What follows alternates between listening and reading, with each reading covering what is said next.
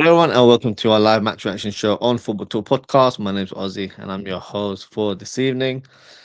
Not the most amazing of games that we encountered earlier today, as it was a stalemate at the Emirates. So we'll talk about the game in terms of the key moments and what transpired today. We'll also do the player ratings and give you guys a platform to come on. So if anyone wants to come on and have their say, a link should be available in the live chat for you to hit, and I will get you on later on the show. So let's talk about the game in terms of the key moments or highlights of the game. In the first half, it was pretty much even Stevens. I don't think there was too much between the two teams. I think Liverpool probably started a I would say Arsenal started the game a bit better, but then Liverpool got into a rhythm a little bit. Conor Bradley was the first one to have any sort of shot towards goal as he hits the crossbar with a effort. For me, very, very unlucky. Some would say he should have scored. I feel like it was quite sweetly hit, actually. Just very unlucky that it didn't bounce inside the goal and instead bounced back into the 6 yard box. Trossard had an opportunity where he cuts in from the left hand side, hits a shot, had no real power whatsoever, pretty much rolls across the goal. And then Declan Rice has a volley that bounced before it even reached the goal. So no real power in that effort either. Second half, I think it was pretty much all Liverpool, and I'll probably say it was also Bosley. He was the one that created most of the chances in this fixture. He had a free kick that was in the same range like the rocket that he scored a few months ago against the Gunners. Unfortunately, this time it goes high and wide. Then he had another shot that pretty much went over the bar as well. Then he had another free kick that hits the roof of the net, and that was very, very close from the Hungarian. Arsenal didn't really have many attacks on goal until the last few minutes. Jesus produces a header around the 6 yard box, hits it straight at Allison. Martinelli comes alive all of a sudden and gets past Conor Bradley from the left wing, shoots towards goal, saved by Allison with the low shot there. But then this was a sour moment in the game when Conor Bradley unfortunately picked up a knee injury. The scum Martinelli throws the ball at him whilst he's on the ground, kicks him to move him off the pitch, and then he actually tries to push him to get him away from the pitch. Thankfully, Szoboszlai was there to push Martinelli out the way because if he was to move Bradley in that situation, he may have even aggravated that injury further. And then Canate comes in and pushes Martinelli out the way. Then you get the prick, Gabriel Jesus, coming in trying to start a big ruckus and push Canate in that moment. Now, let's say how it is. That was poor from Martinelli. How dare he try to move an injured player from the pitch? Who the hell does he think he is? Now, I don't care if you're an Arsenal fan or whatnot, and if you get offended, but this Arsenal team are a bunch of pricks and are a representation of this manager. For me, they are absolutely classless. And Martinelli, for me, should get punished for his actions. I know this is not something that will happen after the game, but he committed 3 offenses there. And if there was a sensible referee on the pitch, he may have got sent off for that sort of action there. But we all know nothing is going to come out of it. But that was a terrible moment from the Brazilian. He should be ashamed of himself for even trying to do that. But back to the game. Before the game was even wrapped up, Gabriel had a late header from 2 yards out. But thankfully for us, he missed the goal completely because that could have been the moment that they scored a jammy goal or last minute winner, and I don't think it would have been a fair reflection. But overall, I'll keep it 100. That was a frustrating game to watch. For me, I would brand that as ugly football, very cautious tactics, and no real attempt to win the game.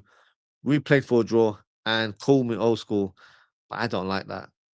I don't watch football for my team to draw. I watch football because I want to win.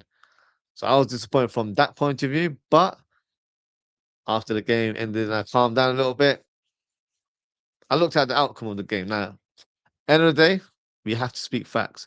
We took points away from the current leaders. And I'm sure we can all agree, many of us predicted Liverpool to get thrashed today. I predicted a 3-0 defeat. So let's take it as a bonus. That never occurred. But let's present some more facts. Arsenal have not beaten Liverpool this season. We've taken 4 points away from them. And who knows? That could play a part in the title race. Still a long way to go.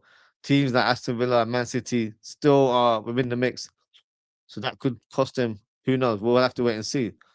But in terms of our overall performance, one thing that I wasn't expecting Liverpool to produce today is a real battle in the middle of the park. We outfought their midfield. We'll do player ratings very shortly, but McAllister and Gravenberch really stepped up today. McAllister was very aggressive, and Gravenberch in particular was not having anything from Zubimendi or Declan Rice. In fact, he outfought Declan Rice plenty of times, and some fans will tell you that he's the best midfielder in the world. So think of that what you will. But in the second half, I'm not saying we played a great brand of football, but what we did was we were very compact as a team, and they hardly attacked us until the last few minutes. Another positive to take is that we didn't even have a striker. We played like a 4-4-2 formation with Verts and Szoboszlai up top, but they weren't really acting like strikers because that's not their natural game. So we had no focal point in our setup, and we still managed to create more chances than the Gunners. Now, I say we didn't play with striker. Felt like Arsenal didn't play with striker today either. Where was Gyökeres today? Barely saw him in the game. Just about added him on my screenshot in terms of my thumbnail there. So look, I know it's not the brand of football we want to see, but in any situation, you have to look at the positives. Defensively, we were much better today. We were very, very solid. Probably one of our best defensive performances this season, in my opinion. So, in that regards, Slot probably deserves a bit of credit. But I will say this: I think Slot should have been a bit braver towards the end of the game and should have brought on the likes of Rio, Chiesa, and Curtis Jones towards the last 10 minutes or so in order to try and get the match winner. I feel like he could have been a little bit braver in that moment, and it could have helped us in the end. We could have nicked all 3 points today. But it seemed like he was very content with a draw, which on paper isn't a bad result because we haven't lost to Arsenal this season and they've not got maximum point from us. So, see how you will. But I'll be honest with you, I'm not going to give too many plaudits about this performance. It's not my type of football. I don't really enjoy watching this brand of football. Um, I really hope we can switch up in the coming weeks. But I feel like this is the way the coach will play. So I don't really have too many high hopes in regards to that. So that's my match review. So what we'll do before we go into player ratings, I will read out the comments and then we'll continue with the show. So excuse me, let's start from the top. Ozan, big up Ozan. He said that game was there for the taking, Aussie. I totally agree. Because I know some coaches will have a certain viewpoint in terms of how the game is going to unfold. But there has to be an instance where you got to take a gamble. And if he didn't want to go for that gamble in the 60th, 70th minute, okay, fair enough. But after the 80th, 85th minute maximum, should have actually brought on at least one more attacker. And hopefully, maybe it could have changed the outcome of the game. But Slot wasn't brave enough to, unfortunately. Honestly, even all the Real fans were right. Slot played for a draw. Oh, he 100% did. I think he's content with a draw. I'll be honest, I would have been pleased with a draw before the game. I just don't like the manner we play. It's just not what I'm used to watching. It's not what I'm accustomed to seeing Liverpool play. So maybe call me sport, call me privileged, but I don't like the way we play. So it might appeal to some. It doesn't appeal to me, unfortunately. Honestly, my days, man, the slot inners are saying unbeaten in 10. Arzan, correct me if I'm not wrong. Did I not say that in the watch along? That's going to be the statement. We're unbeaten in 10 games. It's facts, but context needs to be put into it. We drew a lot of those games. That's not good enough in my opinion. Big up boy says I'm really disappointed. So many people want Slot to get a new contract now. Is he bloody hell? Your thoughts? Does this game make him deserve it? Absolutely not. There is no way in any shape or form he deserves a new contract. I've said this to you guys plenty of times. I don't think he'll get sacked unless something crazy happens or our sort of top choice manager becomes available, like a Xabi Alonso or Luis Enrique, if they become available, then maybe the club will act and then try and get their man in that regards. But for him to be rewarded for this season, no. Even if we finish in the top four, he doesn't get rewarded. Even if he wins the Champions League, he does not get rewarded. He might get another season. Because I did say this to you guys. If he wins the Champions League somehow, miraculously, if he does, he might be given another chance or another season. But I don't think he deserves a new contract, even if he does that. So for people to suggest that he deserves a new contract because we drew 0-0 against Arsenal, yeah, I'm not buying that. Not for me. But also, so many people forget we had so many games like this. These boys don't. These boys turn up against the big boys. We know that, but the manager needs to make a plan. We fell. It's all good and well stepping up against these type of teams, but we don't play Arsenal week in week out. We don't play a PSG week in week out. It's funny. He's referenced PSG in the press conference this week, saying that's his type of game. We won the first leg because of a Harvey Elliott finish, which is a play that he doesn't even rate. So we got lucky in that game. We got outplayed in that game. We had Allison producing a goalkeeping masterclass in that game. What a performance that was from him. So Harvey was the reason why we took the lead into the second leg. And in the second leg, we had phase of the game where we played really well, but they outplayed us. So I don't know why he uses that as a reference point because we weren't great. So if that's his sort of assessment of being great, then sack him now because that's not good enough. One says, how do you justify your subs until stoppage time? Well, look, even the substitute that was made, it was by force because Conor Bradley unfortunately picked up an injury. So that wasn't by choice. It was he had no other choice. The player was stretched it off, so you had to bring someone on. So it's quite clear, it's point blank, and I'm not going to sugarcoat it. We played for a draw today, whether I like it or not. That is a fact. So if people enjoyed that, good on you. I did not, to be fair. Well, says people actually think 0 shots on target is good enough. No, it's not. Absolutely not. And no effing subs. He hates the squad, doesn't he? I don't think he hates the squad. I just think he had an idea of setting the team up a certain way, and then he didn't want any substitutions to disrupt that game plan. So that's all it was. And Martin is a prick. I co-sign that 100%. It was honestly a effing rubbish game from both, yeah. But I'll tell you what, though, if this team, and I'm talking about Arsenal, win the league, as a club, we should be ashamed of ourselves because I said it in the match review that they've been getting results, they've been scraping through wins like champions, but they're not playing like champions. That's not how champions play. So, considering how poor we've been this season, I was expecting us to get dismantled. It was quite the opposite. We were actually superior to Arsenal today. So it goes to show that had we been consistent this season, it could have been a different outcome for us altogether. So, uh, it, if Arsenal win the league, I think number one, we're never going to hit the end of it, and number two, it's our own wrongdoing. It's our fault. We're the ones that messed up because they don't. I won't say they don't deserve it because you have to give them credit. They've been the superior team so far this season, but I feel like the title was there for the taking. So let's see how the season unfolds because some people say Man City out of the race. I think they're still in it. It's just that they, of course, dropped points yesterday, but also dropped points today. So it's as you were. So there's still a lot to play, and quite frankly, I hope Man City um, pip Arsenal for the title. Let's see. Let's see how the season unfolds.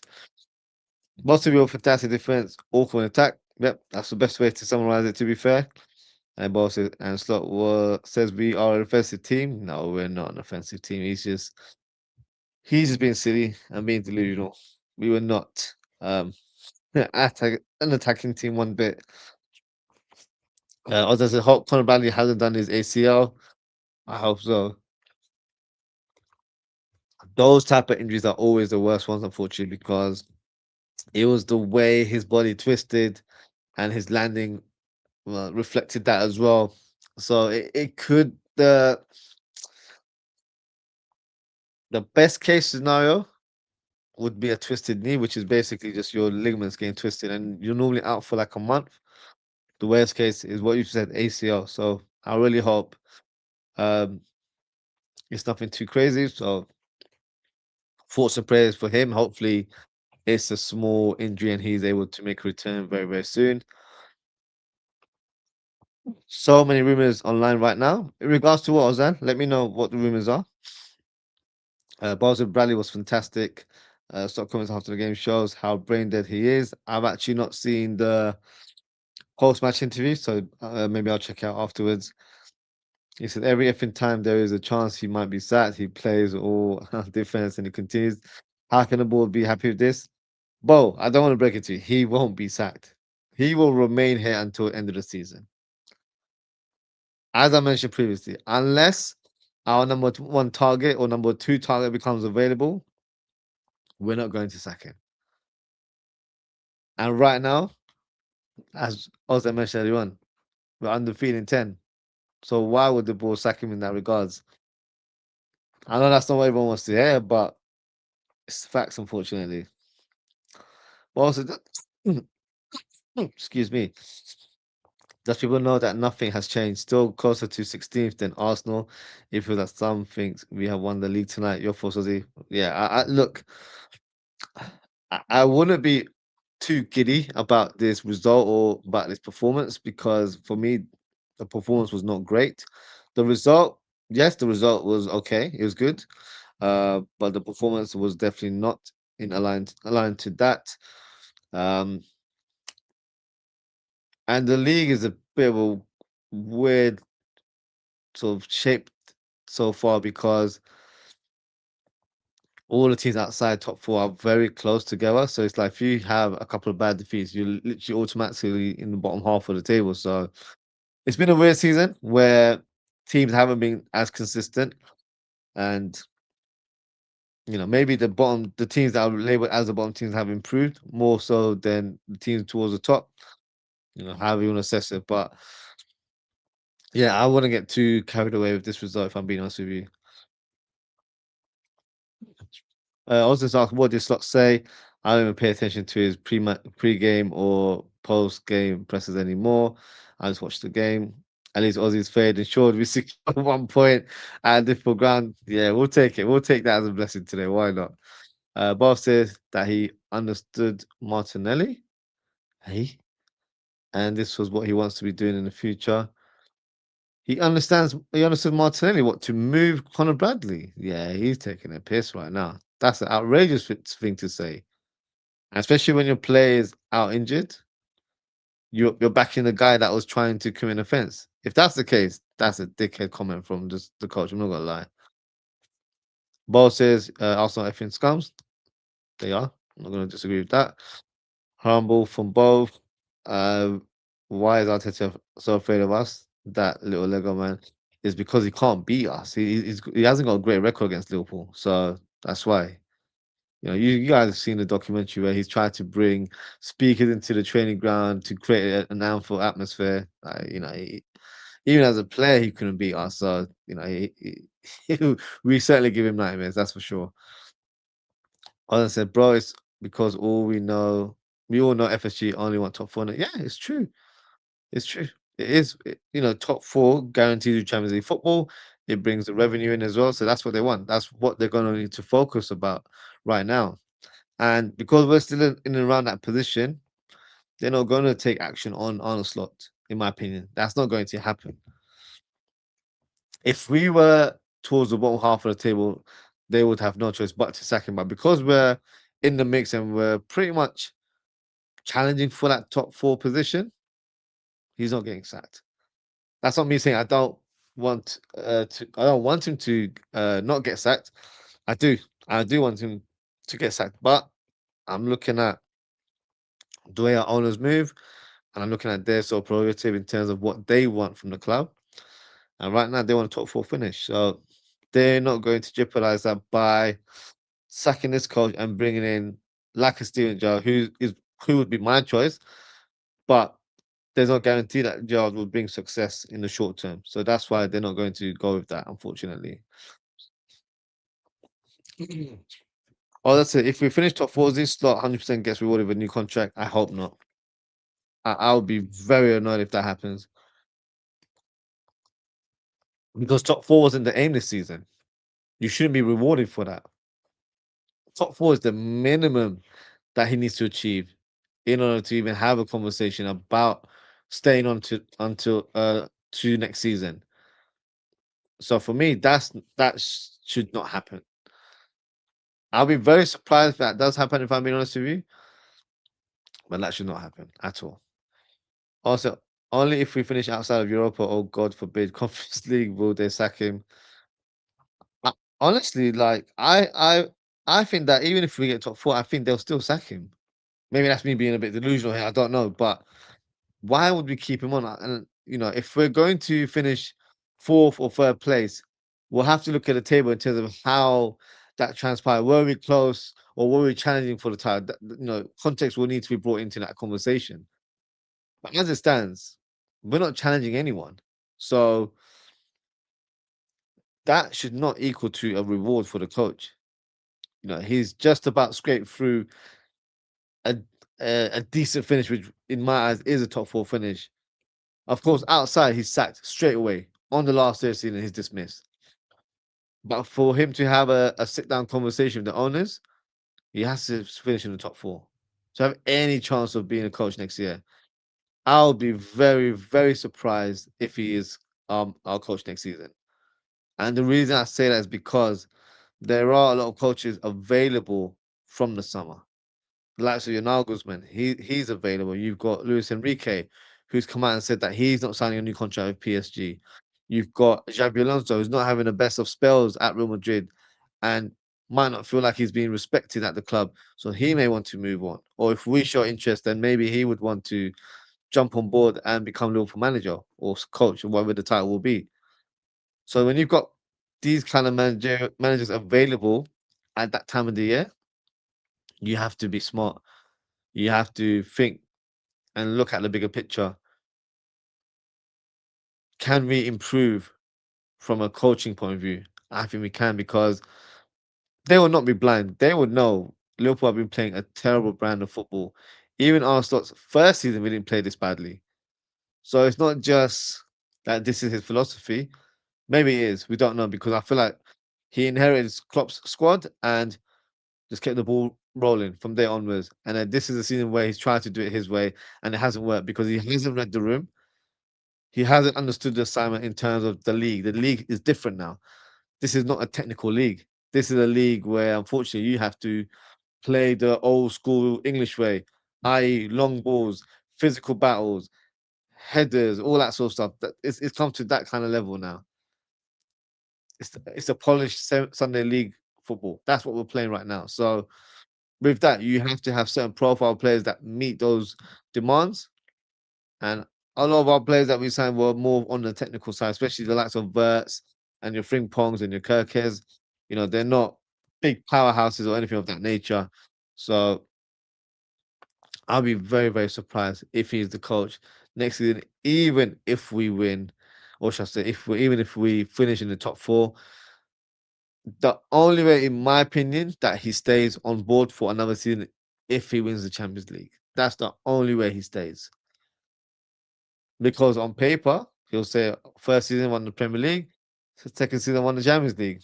You can't berate that. You have to at least give him another season. So that's the only way he keeps his job, in my opinion. Honestly, imagine a club of our stature in this Conference League, Aussie. I don't want to think about that as a joke, honestly. Oh, that would be such an awful thing.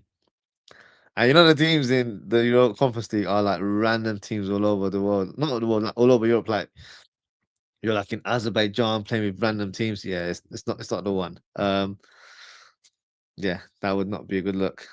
Um, Boston Slot said before the game he would be happy with five though. Oh, you mean in terms of top? So I watched the interview, and he didn't say he would be happy with five. He said that the aim is to finish in the top four, top five. So the reason why he said top four, top five is because there's no definite answer in terms of how many teams will qualify for the Champions League next season. It might be four teams or it might be five teams. So that's what I think he made in reference to. So I saw the quotes on Twitter first before I watched the interview. That's why you have to do both. You can't just read quotes and take as gospel. You do need to watch the interviews because I feel like, it's like reading a text message. You might think it's an angry tone, but then when you speak to the person, it's not that bad. So you have to watch the interview, and I could tell from the way he spoke that that's not what he meant. He's not saying that he'll be happy with fifth. I think the aim is to finish in the top five. That's what he said because fifth position could give us Champions League football. So that's what the reference was. Says about the Bradley ACL, bro. Boss, if we lost 7 out of 4, he would be sacked though, but also didn't show up. We're not losing 7 now. That never really happens, does it now? Come on. SBO 95 says in Liverpool, thank you for saving the day. Well, you're welcome to an extent, but you didn't do your job yesterday. But please make sure you do your job this weekend when you face Man United. Because we've, helped Arsenal drop points. So, thank us later and continue to win and take over Arsenal in the top spot. Arsenal says, yeah, you man better destroy United next. I totally agree with that. Both said, he said he understood Martin because he probably thought Bally was faking. I don't want to manage defending another team. I was like, that's outrageous. I'm sorry. How was Conor Bradley faking? You can tell the sign that I see that players in real distraught is when they're on the ground and they're holding on to the part of the body that's injured, they're like smacking the ground. So when they're smacking the ground with their hand, that's because they're in a lot of pain or they know they're in big trouble, that they picked up a big injury. And that's exactly what Conor Bradley did. So for this manager to defend Martinelli, yeah, piss off, honestly. Esho said, well, Man City will throw all powers to defeat Man United, but previous two matches still waiting. Man City versus Exeter, and then principal match against Newcastle. So fun to see Arsenal fans' angry faces today. That's all good. Boston named the clubs that would have sacked Slot by now, is he? In the league, Chelsea, United. I think that's it. Because Arsenal, look how terrible they've been with Arteta. They say trust the process, so they haven't sacked him yet. Newcastle, I don't think they would. The thing is, guys, I know we're not playing to our levels, but if you're looking at the table black and white, we're fourth. So that's not a disaster to a lot of the teams. So only Chelsea and United would sack their manager because they have a cutthroat culture when it comes to getting rid of managers. And I think even out of the two, Chelsea, I think, would have sacked Slot. United possibly as well, but that would have been down to more peer pressure than anything else. Other clubs, maybe not, if I'm being honest. Chelsea, City. We haven't seen it, so like they don't normally sack their managers like that. But maybe Nottingham Forest. Okay, that's a good shout. Nottingham Forest because that chairman, yeah, he don't mess around. United, Spurs, maybe Spurs, but I've always felt like Spurs are renowned for being very slow in terms of dismissing their managers. Because there's a lot of fans that want Thomas Frank sacked, and he's still there. So I don't know. Yeah, you're saying I'm not sure. Maybe.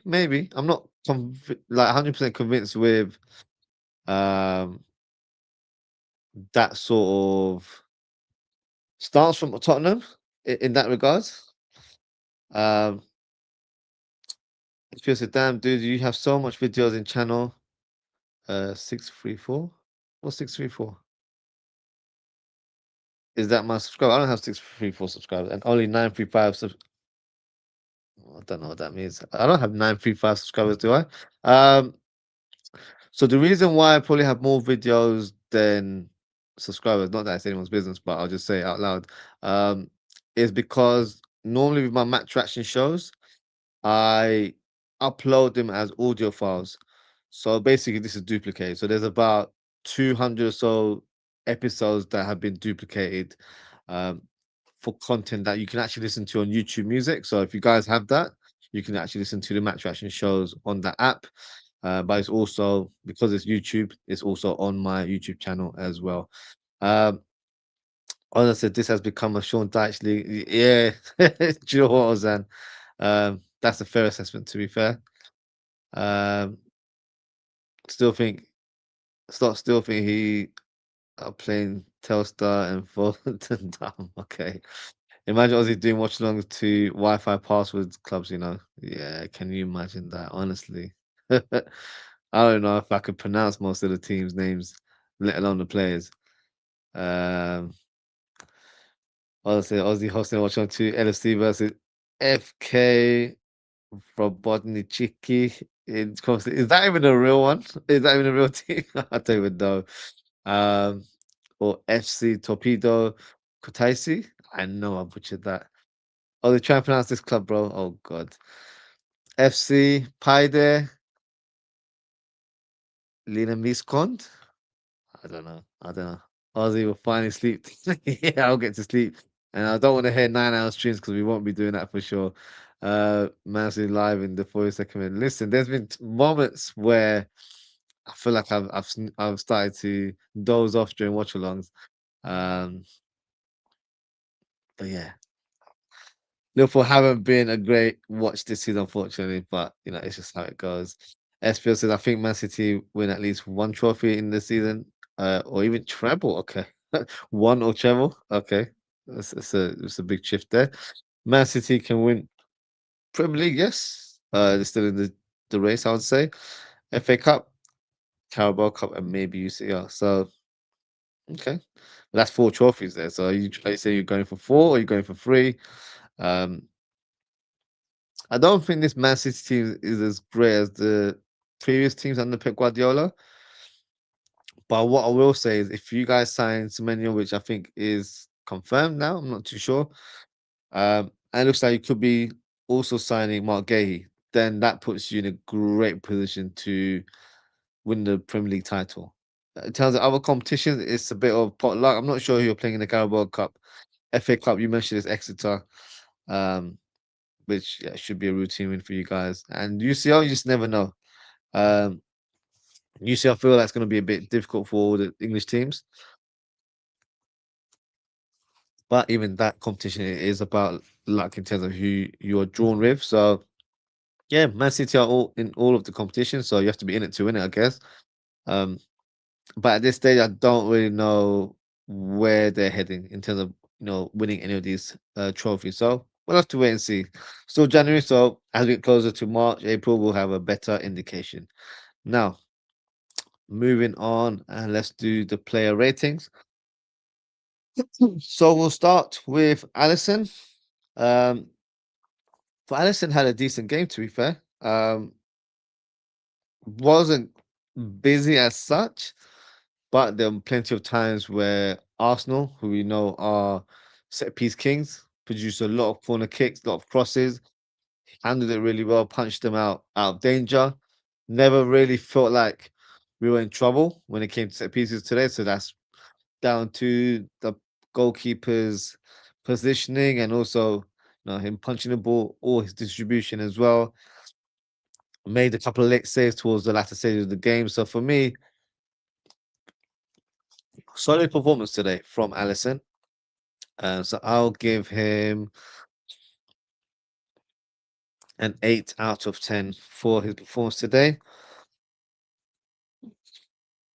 Conor Bradley, I thought he had a good performance today. I thought he was solid. There were a few times where I was a little bit frustrated with Bradley. I feel like there were times where he overplayed it a little bit in terms of his dribbling. Um, Sometimes he gave the ball away. There were moments where he was beaten quite easily by Trossard, and I think there was a moment where Martinelli went past him as well. But overall, a decent performance, and I'm just praying that his injury isn't very severe and that he's back in the team in some shape or form. So for Conor Bradley, I'm gonna give him. I'll give him an 8 out of 10 as well. 8 out of 10. Um, Konate, I thought Konate was very solid today. To be honest, one of his better performances in recent weeks. I feel like he pretty much did everything that was required. He was strong on and off the ball. Then no one really got past him. Dominant in the air. He made a lot of clearances from crosses. So solid game. And look, I'm gonna have to give him a plus point in terms of handling certain situations where when Conor Bradley was on the floor, he was the one getting involved, and there was another occasion where he was pushing players around. So I've said this about our Liverpool team. I feel like we're a bunch of softies. I'm not gonna lie. I need to see players with a bit more aggression, a bit more power, a bit more attitude on the pitch, show a bit more character, as Brendan Rodgers would say, because we're too nicey on the pitch. I don't like that. I want us to go the old ways where you mess with any of us, you mess with us all together as a collective. That's how it should be. That should be the mentality as a team. And he stood up tall in that regard. So I have to respect him on that one. So for his performance today, I'll give him an 8.5 out of 10. Virgil was fantastic today. Absolutely fantastic. Really dominant. No one got past him at all. Distribution was really good as well, trying to switch the play with diagonal passes. Uh, and you could tell that he was the voice at the back, making sure the defensive structure was compact and we weren't, allowing Arsenal players to get through. So he was the gel that made sure that we were stuck together as a defense. So for his performance, I'm going to give him a 9 out of 10. And I thought Kirkis was really good today. There was only a couple of times where Saka got the best of him. There was that one moment in the first half where he was twisting and turning non-stop. Um, but generally, I was very pleased with his defensive play. Attacking wise, he was better. He didn't produce a lot of crosses today. Maybe he wasn't feeling as confident today. But I feel like the the negative element of his game today was the attacking side, where I don't think him and Gakpo are on the same wavelength at all. Um, and I feel like we're quite a slow start in that part of the pitch. That's because they haven't formed a partnership there. But overall, uh, I thought he was quite good today. To be fair, so for me, excuse me, he gets a rating of 8 out of 10. Now, in terms of Gravenberch, I was impressed with his performance today because in the last few weeks I think he's been below par. I don't think he's shown his dominance or his presence hasn't been felt in the midfield. And today I saw him pushing people around, shoving people around, really, showing who's boss in midfield. And he was very, very dominant today. So in regards to his performance, I'm gonna have to give him an 8 out of 10. I was very impressed with the way he played. And to play alongside him, I was impressed with him as well, surprisingly. And you guys know my thoughts on McAllister. I think he's been a shadow of himself this season. But today, much better. And from probably the first few minutes of the game, I could kind of tell he was up for it. He always has this like angry look, and he's like his cheeks are red, so it feels like he's wound up before the game's even begun. So I thought he was very good today. He was very aggressive, very tenacious in his play. Passing was good, very good. There was a couple of moments where, when I was doing the watch along, I thought he was throwing verts because the way he took the ball past a couple of players, uh, and then when I realized, I'm thinking, oh shoot, it's not verts, it's number 10, which is Mac 10, of course. So he played like his old self today, and if he continues to play like that going forward, then we've got our McAllister back. But it's just one game, so I'm not going to get too excited or get too giddy about it. So, in terms of his performance, I'm also going to give him an 8 out of 10 as well. Frimpong, I thought he did all right today. I thought he was good today. All right's probably a bit of an understanding. I think he had a good performance today. He was a constant threat on that right hand side. Decision making, I feel like needs to improve a little bit. Few of his crosses weren't very good in terms of the production. Uh, but when Lewis Skelly came on, he definitely ran right on that right hand side. So I still feel like he's not fully confident playing in that role because when you're playing as a fullback or wingback, you're coming in from a deeper position where you're making an overlapping run. Whereas when you're playing right wing, you get the ball and then you have to like measure the opponent and then get past him. So it's a different type of game. And he has that in his locker. He can get past or skip past players very, very easily, but he's not doing it with real conviction. But also at the same time, it may have been a tactical plot for him to not do that today. And the reason I say it because we had no strikers.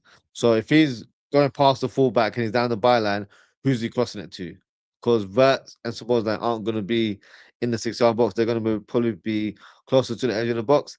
And Gakpo, God knows where he is most of the time. So maybe that was more of a tactical thing where don't go too adventurous unless you see someone in the box. So that's a completely different approach there. But overall, good performance from him. Um, so yeah, I thought he did really well. So for me, he gets an 8.5 today for his performance. Sobozlai, I was very impressed with Sobozlai, to be fair.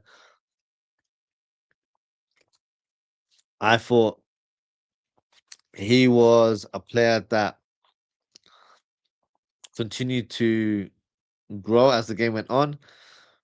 Whenever he got the ball, he was always surrounded by 2 or 3 players, but always found the right pass. Barely gave the ball away today, in my opinion, and kept the ball moving. Controlled the midfield as well, to be fair. And in the second half, he had most of the shots towards goal. Of course, not many of them hit the target, but it shows that he really wanted to win today. So for me, great attitude and a great performance from him altogether. So for Sabozlai, I'm going to give him a 9 out of 10. Gakpo. Now, poor performance from Gakpo. If I'm being honest with you, I don't think he had a good game at all. Now, what I will okay, let's weigh the pros and cons. In terms of the positives, he helps out from a defensive point of view. He kept our shape really well. There were times where he was actually positioned as a left back, especially in the first half. So he definitely helped in that part. But offensively, he was all over the place. Um, didn't do the cutting inside thing as much today, surprisingly. But when he was on the ball, no real purpose in his play. Passes here and there, but didn't really take the man on and didn't really drive inside the box to take any shots on goal. I don't think he had a shot today, from what I remember. So, um, very average performance. Um, so in terms of his rating, I'm gonna give him a 5 out of 10, and that's based down to his defensive contribution more than anything else. Um, and I was quite surprised that he managed to survive the whole game because I would have brought on Rio or Chiesa to replace him during the game. But wasn't as impactful, unfortunately, today. Played in a bit more advanced role that doesn't really suit him because he's not accustomed to going toe to toe against the centre back. He likes to roam in between the lines. and then be a playmaker in that instance. And the game wasn't really set for his skill sets today. Um, but he wasn't the worst player on the pitch either, in my opinion. So in terms of his rating, I'm going to give him a 7 out of 10. And the final player was only one substitution is Joe Gomez. And honestly, guys, I can't really give him much of a rating because he actually played for a few minutes. So by default, I'm just gonna give him a 5 out of 10 because I feel like that's the only thing I can really present. So that is my player rating. So feel free to let me know in the chat what your ratings are for the players today. Just gonna go through some of the comments before we close the show. Where do we go? Where do we go? SPL says all Liverpool players deserve 10 out of 10 rate for me. Yeah, I'm sure you. I'm not surprised you'll say that. Bo says Ali 7, Bradley 9, Ibu 8, Virgil 9, Kirk is 8, Gravenberg 7, McAllister 8, Frimpong 6. I think that's a bit low for Frimpong, but I feel like he was the only attacking outlet, and if he wasn't playing, I don't think we'd create anything at all. But that's fair enough. Suppose like 8, Gakpo 3, and Verts 7. Maybe I was too nice with the Gakpo rating there. Honestly, your client was very quiet tonight. Yes, he was. That role just didn't suit him, unfortunately. Especially this stream be so quiet before I join randomly to this channel. No, there's quite a few of us there. But yeah, appreciate you getting involved. Double D said it was best game of the season. Yeah, it definitely has to be up there. I agree. I think so. Kirk poor first half, better in second. I don't think he was that bad in the first half. Of course, there were times where Saka really, embarrassed him a little bit with his twisting and turning. But other than that, I feel like he still produced a good performance. So yeah, he didn't get better in the second half, but I don't think it was that bad in the first half. To be fair, SPL said I wrote it down when watch Man City game against Brighton. So bad finishing. Still mad about how Bernardo and Nico play bad. Plus Haaland ghosting before and after scoring random penalty. Verts is skilled, but he ain't a false nine, is he? I agree, he's not, but that's down to my coach for playing him in that role. Why is he doing it? That's not his position. He's a number 10. That's his natural position. That's where he should be playing. Double D said Frimpong should have got to the byline more, otherwise a solid display. I hear you, but I feel like because we had no strikers or no attackers in the box, I think that was a tactic for him to not go too aggressive in that play. I think it's more so be on the byline so you can create space for others around that area, but not really too ripping crosses, if that makes sense. I think that's more of a tactical plot from the coach rather than Frimpong not having the ability to go past the player because in moments he did show that he can get past players in the game. Kaiser said, oh, sorry, Oda said Kaiser should start over Gakpo, not gonna lie. I agree. I totally agree, but this manager doesn't like Kaiser for whatever the reason. We should have had a pen. Don't forget. Oh yes, that was the one where Florian Wirtz got got pushed out the way by Trossard. At the time, I thought it was soft, but then the more they showed, I'm thinking, do you know what? He's never touched the ball. I feel like that would be given in Europe, maybe not in the Prem. I know it shouldn't be like that, but I feel like that's one of those things where you would get that in Champions League, for example. But also, why do you think some fans are so happy with Stock now? The game didn't show anything. Um, Positive City fans probably know plastic. Now, in terms of, I don't know why fans are happy. Maybe because we didn't lose or we didn't get thrashed today. So it's like what's the word? It's like a thank God sort of moment. Oh, we didn't get smashed today. Maybe that's that. I don't know. Or they're just happy that we didn't get defeated by the current leaders. So in terms of the performance, I wouldn't be too happy personally.